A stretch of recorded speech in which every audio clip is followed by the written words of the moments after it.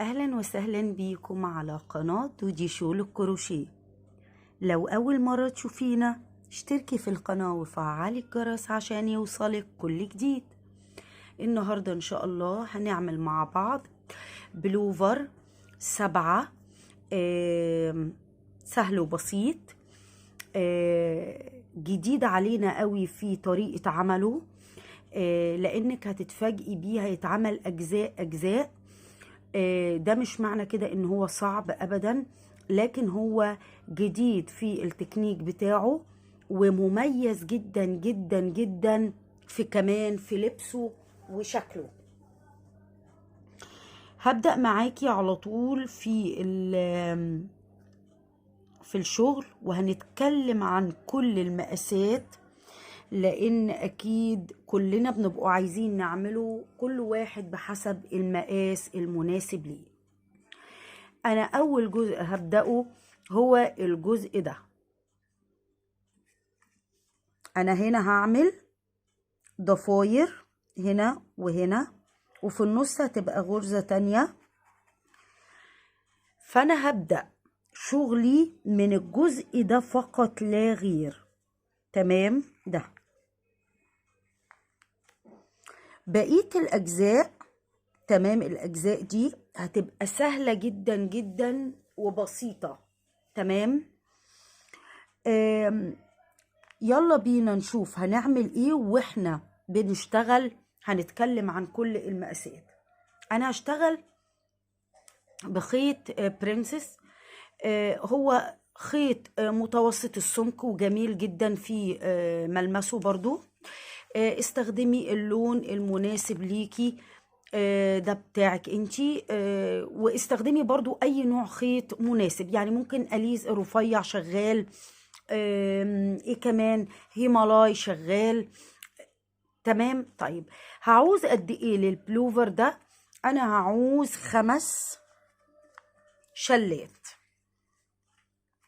تمام. انا هعوز 5 شلات او 500 جرام. تمام.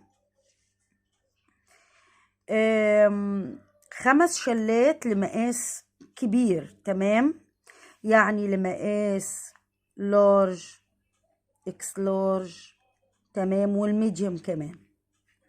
لو هتعملي لي اطفال، تمام، هتعوزي حوالي 400 جرام او 4 شلات. ده كده مثلا ل 10 سنوات، 12 سنة. تمام. طيب عموما انا هبدأ معاكي على طول، ونشوف هنعمل ايه، ونشوف هنعوز ايه واحنا شغالين، ونتكلم اكتر برضو عن المقاسات. هستخدم ابرة رقم 3.5. تمام. وزي ما قلت ان انا هبدأ من المنتصف،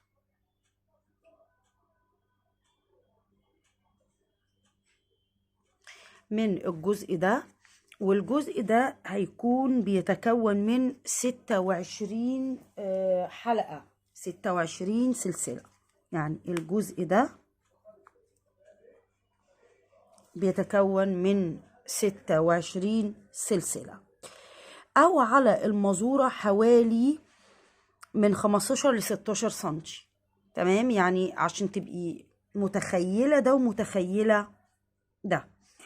انا هبدأ معاكي اعمل السلسلة بتاعتي اللي هي متكونة من 26 حلقة. 1 2 3 4 5 6 7 8 9 10 11 12. كده عملت 26 سلسلة، وبالظبط هم على المزورة 16 سنتي. تمام. هبدأ بقى ارتفع 1 2 لفة على الإبرة وأدخل في تالت واحدة وأبدأ أشتغل نص عمود.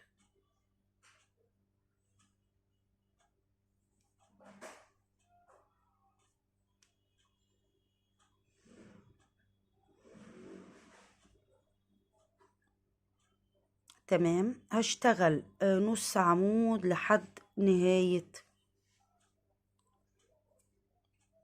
السطر.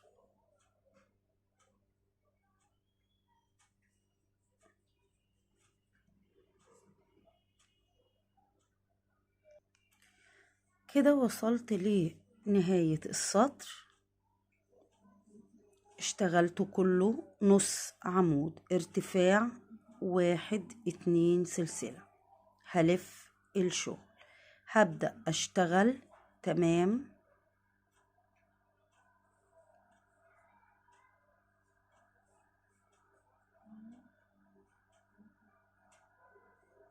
في السطر التاني نص عمود،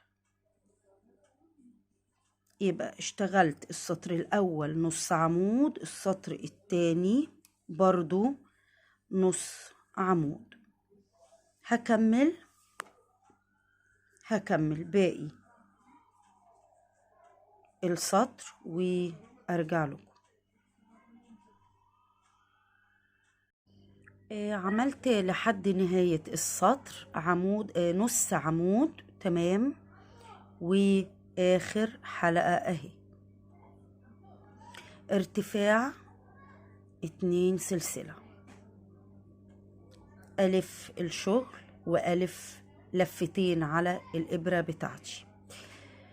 هفوت أول عمود من تحت كده وهدخل في التاني وأنا لفة لفتين على الإبرة كده، وهبدأ لفة على الإبرة وأخرج، لفة وأخرج من 2، لفة وأخرج من 2، لفة وأخرج من 2. تمام، بعد كده 3 لفات على الإبرة.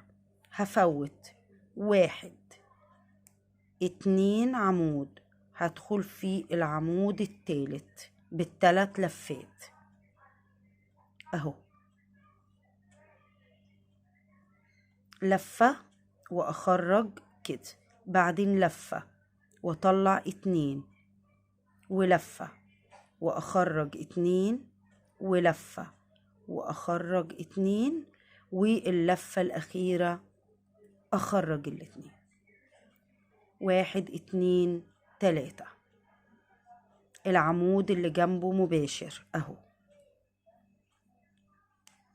لفة واخرج وبعدين لفة واخرج 2 ولفة واخرج 2، لفة اخرج 2، لفة اخرج 2. تمام، بعدين ارجع للعمودين اللي سبتهم هنا.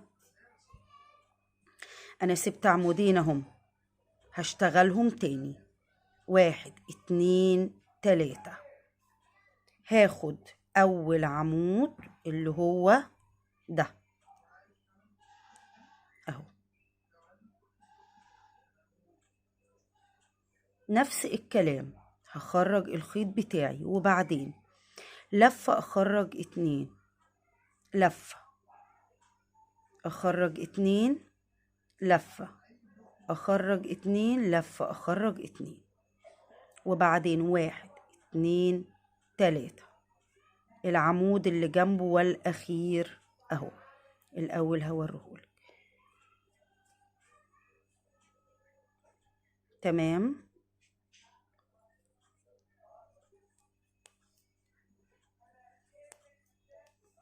ولفة واخرج، لفة واخرج 2، لفة اخرج 2، لفة اخرج 2، لفة اخرج 2، بقى ده الشكل. تمام كده. بعد كده لفتين على الإبرة والعمود اللي عليه الدور تمام باخده اهو برضو، وابدأ اخرج الخيط واخرج 2 في 2 في 2. هعمل ده مرتين تاني، يعني ادي واحد عمود اللي جنبه نفس الكلام، اللي وراه لفتين على الإبرة نفس الكلام.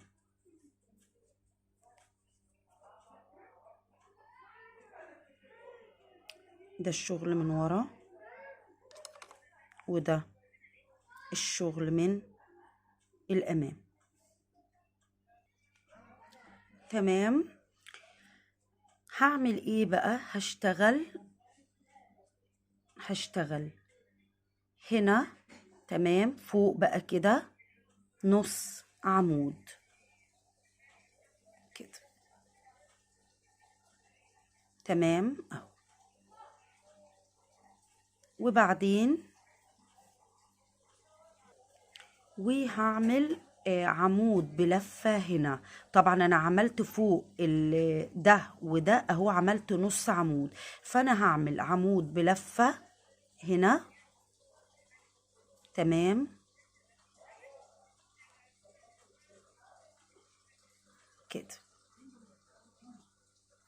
تمام، وكمان نص عمود هنا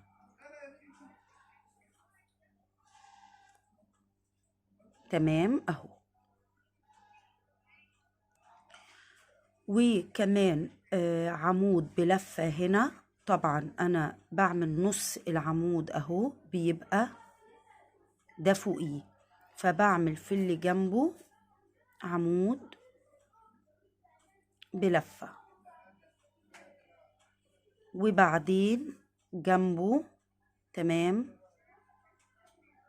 اهو نص عمود، وعمود بلفة تاني،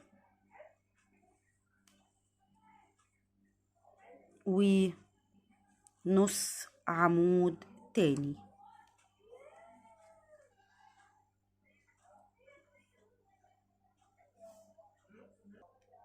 واخر عمود بلفة تمام. طيب المفروض انا اتبقى عندي 10 حلقات من هنا، 1 2 3 4 5 6 7 8 9 10 اهو. اوكي طيب هبدأ بقى اشتغل ازاي؟ هشتغل الحرف التاني او الضفيرة التانية. هشتغل بقى 3 عواميد بلفتين زي دول تمام، فلفتين على الإبرة، وهبدأ ادي اول عمود 1 اللي جنبه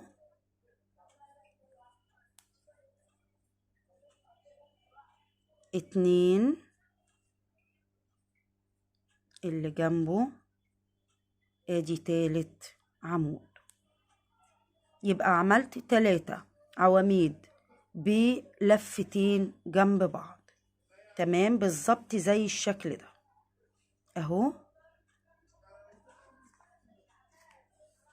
اهو.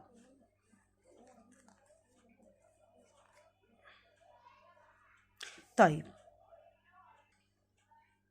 هبدأ اعمل 3 عمود بلفة، 3 لفات على الإبرة، وافوت 1 2 وادخل في التالت وابدأ اشتغل، اخرج 2 في 2 في 2 في 2، واللي جنبه نفس الكلام اهو اخرج 2 في 2 في 2. تمام. طيب هلف 3 عمود 3 حلقات على الإبرة. تمام. وهعمل ايه بقى؟ المفروض ان انا كنت بسيب دول وباخدهم من هنا، لا المرة دي او في الحرف ده هعمل ايه؟ هاخدهم من هنا. تمام. ادي الاتنين اهو. تاني، انا الدور الاولاني فوت الاتنين دول وخدتهم من قدام. تمام. لا انا هاخدهم من ورا، يعني من هنا اهو. انا حاطه ايدي على اول عمود هدخل فيه كده اهو. اخرج الخيط وابدأ اخرج 2 في 2 في 2. تمام. تمام. و3 لفات على الإبرة وهاخد اللي جنبه بالظبط اهو. فاللي جنبه اهو، وهكذا. تمام اهو. طيب كده انا فاضل لي بداية الشغل بتاعي اهو. الشكل لفتين على الإبرة، وكنت فوت في بداية السطر العمود ودخلت في التاني كده. هعمل نفس الكلام اهو.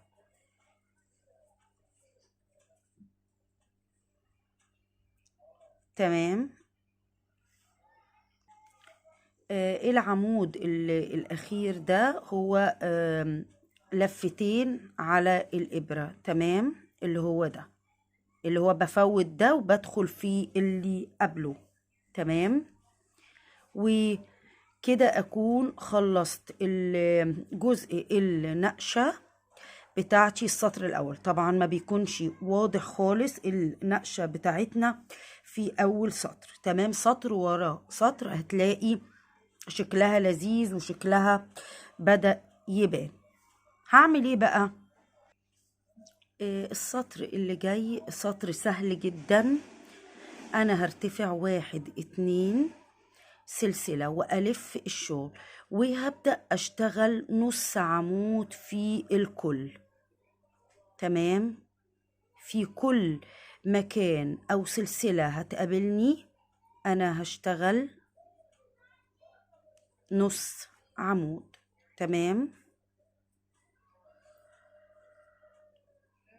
بصي شايفة الجزء ده؟ تمام. في نهاية كل نقشة لو عايزة، أنا مش يعني مضايقني الحقيقة، في آخر واحدة هاخدها آخر عمود هعمله هلقط دي من ورا بس. يعني عايزة تعملي كده أوكي، مش عايزة مفيش مشكلة خالص. أدي آخر عمود أنا عملته أهو، اللي هو عمود بلفتين. ثانية واحدة أهو، عمود بلفتين. فهلقطها، هعمل هلقط العمود بتاعي كده اهو واخرج. وانا بخرج هلقط الجزء اللي قلتلك عليه من ورا مضايقني اهو كده اهو. تمام. واخر 2 كده. فانا عملت برضو العمود بتاعي بلفتين بعد ما كنت لقطت الجزء ده اهو بقى كده. ده شكل الشغل من ورا. اوكي، عايزه تعملي الحركه دي اوكي، مش عايزه بلاش. طيب هرتفع السطر بقى الجديد 2 سلسله وهشتغل كله نص عمود زي ما اتفقنا. نص عمود في كل سلسله هتقابلني، نص عمود في السطر كامل، نص عمود. تمام. لحد الاخر هنرجع عشان نشوف هنكمل بقى النقشة بتاعتنا ازاي. ملحوظة هامة، انا بادئة على كام سلسلة؟ 26. فلو عايزة في النص عمود تأكدي على عددك، يعني عمودين 2 4 6 7 8 وهكذا تعدي لحد الآخر 26 نص عمود. ده هيكون ليكي تمام عشان تفضلي محافظة على شغلك، خط مستقيم لا زاد ولا يقل. تمام، كمل لحد الآخر وأرجع لك. كده خلصت سطر النص عمود لحد الآخر. تمام اهو، وعديت العدد بتاعي اللي هو 26. هرتفع 1 2 وهلف الشغل ولفتين على الإبرة، وأول عمود دايما اللي باخده بيه لفتين هعمله أو هاخده كده. تمام، واخرج 2 و2 و2. تمام. طيب هعمل ايه كمان؟ لفتين على الإبرة.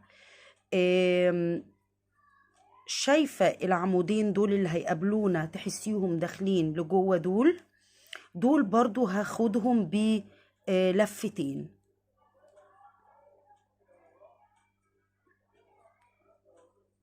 كده، و2 على الإبرة واللي جنبه على طول كده. تمام، وبعدين هعمل ايه بقى؟ هفوت الاتنين دول. تمام، وهحط 3 حلقات على الإبرة، وهروح للعمودين دول هعملهم. ادي اول عمود ب3 لفات. تمام كده. تاني عمود اللي جنبه يعني برضو ب3 لفات.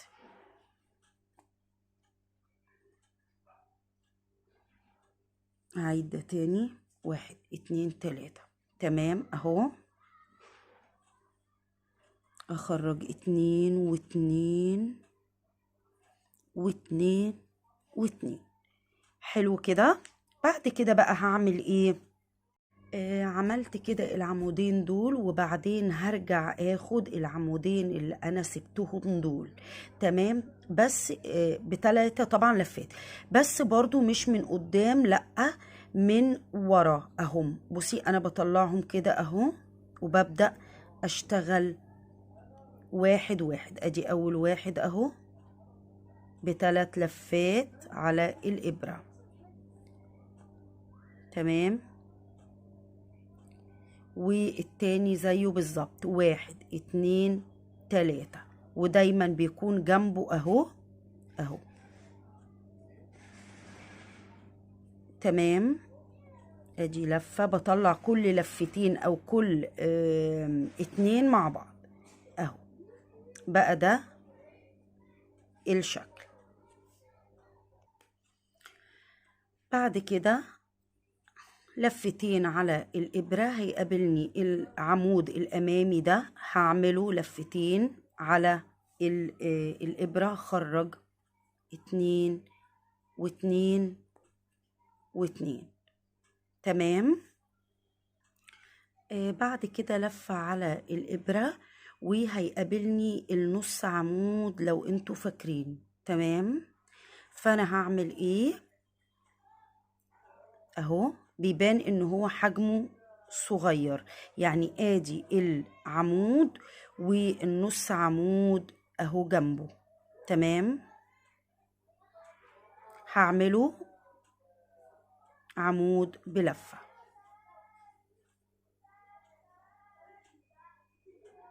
تمام،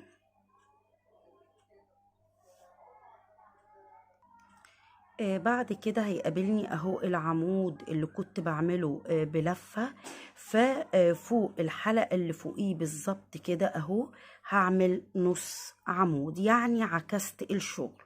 مكان النص عمود عملت عمود بلفة، ومكان العمود بلفة عملت النص عمود اهو فوق. تمام، واللي جاي هيكون النص عمود اهو، فهعمله عمود بلفة. اهو كده. تمام. وبعدين ادي العمود اللي بلفة. تمام. هعمله المفروض نص عمود.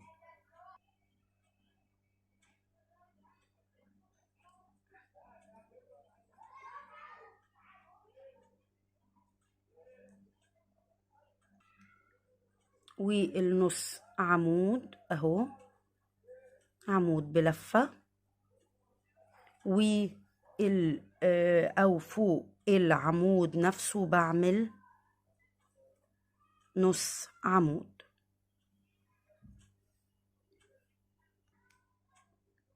عمود بلفة. تمام. نص عمود.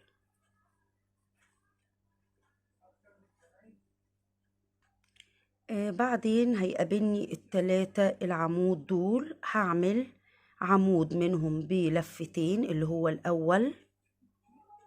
تمام. وبعدين أسيب الاتنين العمود دول وأروح على طول على دول 3 لفات على الإبرة، وأروح للميلين دول وأشتغلهم. أدي أول عمود منهم، 3 على الإبرة. اللي جنبه أشتغله هو كمان. تمام. تمام. هروح بقى للي سبتهم 3 لفات على الإبرة، وأهم اللي أنا سبتهم وأخدهم.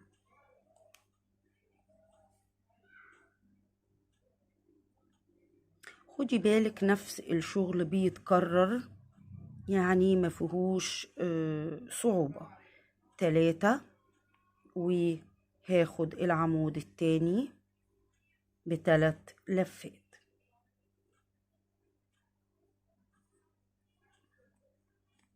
تمام.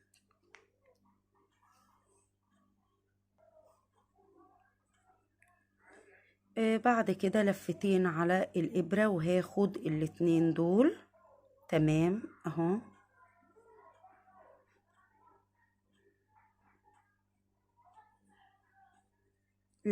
لفتين على الإبرة واخد العمود الأخير. تمام اهو. وكده يتبقى لي العمود اللي دايما بيكون اهو في نهاية الشغل.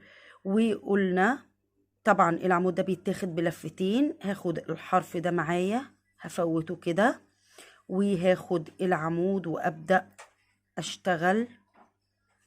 تمام. 2 و2 و2 و2.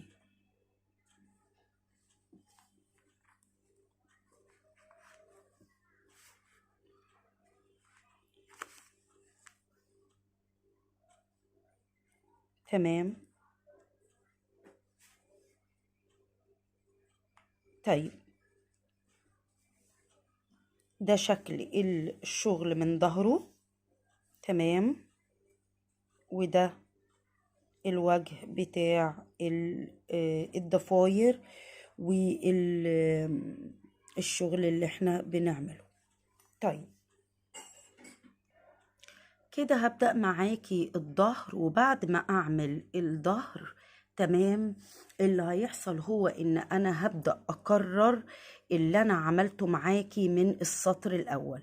المهم الظهر ارتفاع 2، وهبدأ في كل مكان ادخل نص عمود. وانا بدخل نص عمود هبدأ اعد 26 بتوعي. تمام. 26. اوكي. طيب هشتغل الظهر كله نص عمود واعد وانا شغالة وارجع عشان نشوف المفروض يعني هنعمل ايه. كده انا خلصت الظهر بتاعي اللي هو كله نص عمود هقلب الشغل. وخدي بالك بقى من حاجة، احنا كده هنكرر من اول السطر الاول. اوكي، اللي هو انا ممكن اعمل على السريع ارتفاع 2 1 2. تمام. وكنا بنعمل ايه بقى؟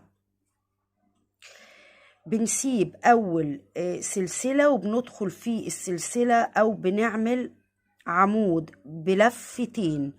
فهدخل في ده وهبدأ اعمل عمود بلفتين، حتى هتلاقي ان الشغل بدأ يتقرى. بصي، هتحسي انك بدأتي تقري الشغل وبدأتي يبقى الموضوع اسهل، لان بدأ يبقى واضح. تاني حاجة كنا بنعمل ايه؟ بعمل عمود ب3 لفات، وافوت العمودين دول واروح اعمل دول. ادي اول عمود ب3 لفات، وكمان العمود اللي جنبه 3 لفات. تمام اهو.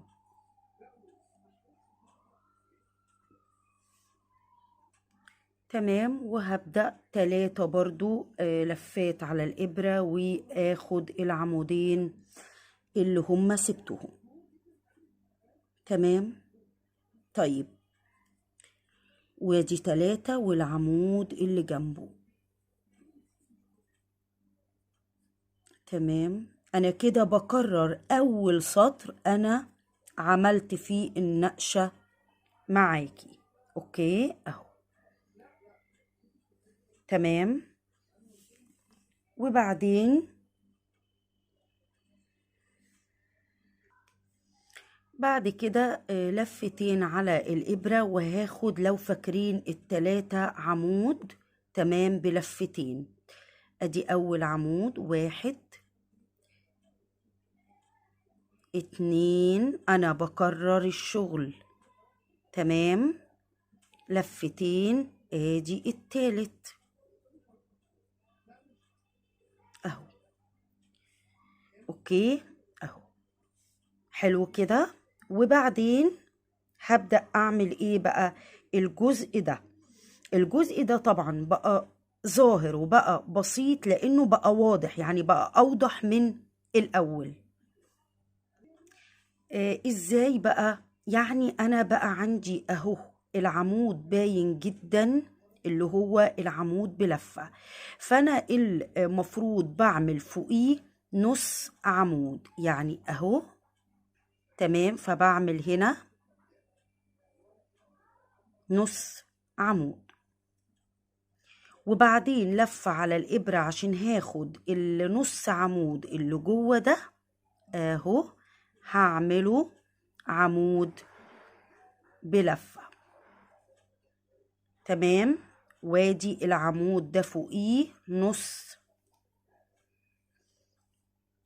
عمود، وما بين اهو ده النص العمود عمود بلفة.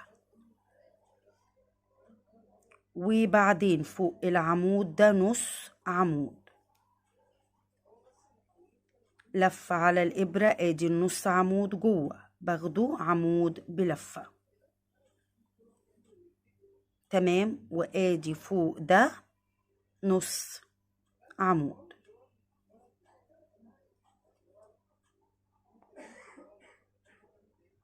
تمام. هنا المنطقة اللي في المنتصف دي هي عكس بعضها طول الوقت، طول الوقت. خلاص.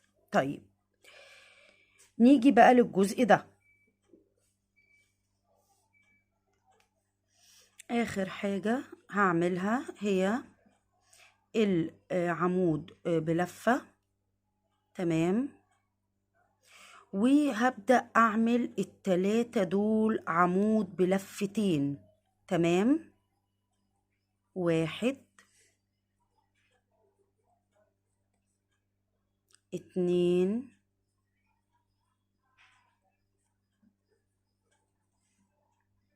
3. ادي التالت.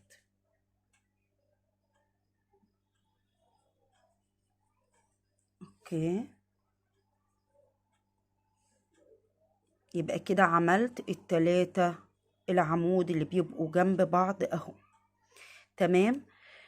بعد كنت بعمل ايه، بسيب حلقتين. تمام، يعني 2 زي كده، وبعمل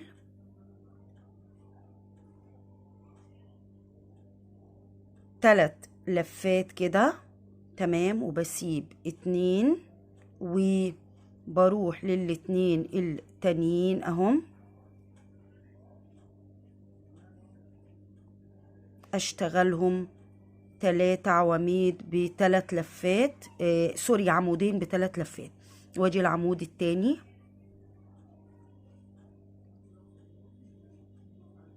اهو، وارجع من ورا اخد العمودين اللي انا سبتهم دول، هعمل 3 لفات على الابرة اهو. بصي انا اهو. تمام.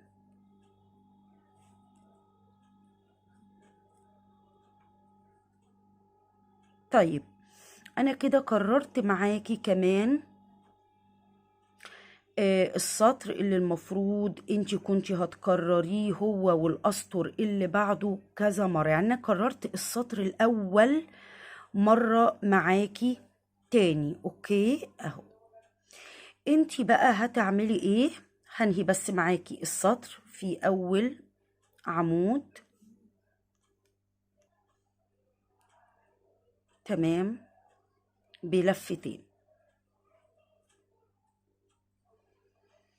اهو. بكده انا عملت او كررت معاكي السطر اللي الاول. اوكي، كده هتكرري السطر التاني. طبعا السطر التاني المفروض ظهر، واحنا خلاص اتفقنا ان الظهر كله هو ارتفاع 2 سلسلة، وبعد كده في كل فراغ هيبقى نص عمود. وبرضو في كل مرة أأكد على إن أنا عندي 26 نص عمود، بأكد على النقطة دي جدا. تمام، يعني 3 4 أعد 26 نص عمود في الخلف، وأرجع أعمل النقشة بتاعتي في الأمام. أنا بقى هعمل إيه، أنا هكرر الجزء ده لحد ما أوصل للطول اللي أنا عايزاه، وأرجع عشان نعمل مع بعض السبعة بتاعت البلوفر، ونشوف هنكمل الشغل إزاي. طبعا انا عارفة ان الضفاير بتاعتي ما بتكونش واضحة قوي في المرحلة دي، هي بتبان لما بترتفعي بالاسطر بتاعتك كتير. تمام، فبيبقى شكل الشغل باين. عموما انا هفضل اكرر السطر بتاعي لحد الطول اللي انا عايزاه، وارجع عشان نشوف هنكمل البلوفر بتاعنا المميز ازاي.